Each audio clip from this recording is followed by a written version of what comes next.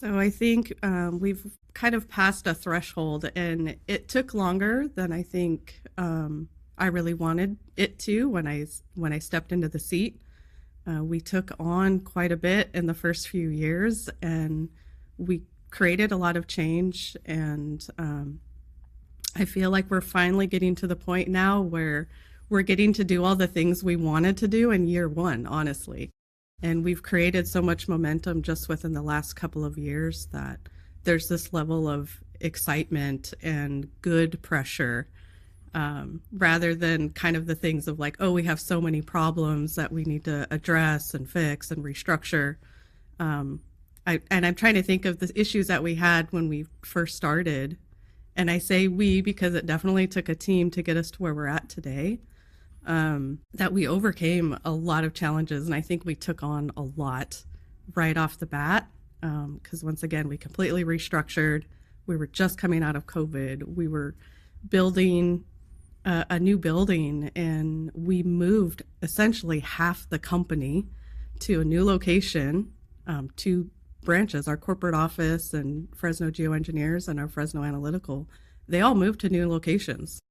That had build outs and a new building, and it was a tremendous amount of pressure and struggle, and but I think we came out of it so much stronger that in a way it's kind of a good thing. You hate to look at times of struggle or poor performance, but we took on a lot and we made it through, so I think we're stronger for that. And I think also, like I said, all the things that we were wanting to do probably 4 years ago, we're in a much better position to take on now than we've ever been before as a company. The momentum going into 2026 is tremendous. Yeah, a lot of hurdles, especially in the early days of the current executive team.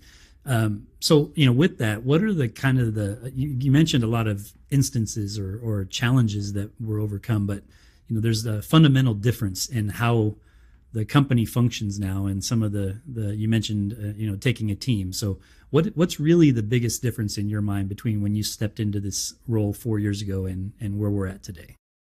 So I think the level of trust that things are going to happen and they're going to get done, maybe not always as fast or as quickly as people want, but that level of accountability, that bar has been raised, and an expectation of performance.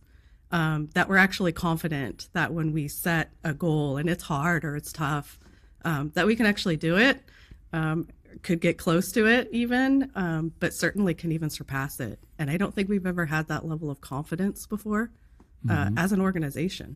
Yeah. Yeah, there's definitely, I know sitting in my seat what that means to me, and I can see the difference for sure. But I think what you're expressing is something that is felt throughout the organization, down to any level of the hierarchy, and that's something I think that's we should be proud of. And so I'm glad you mentioned that.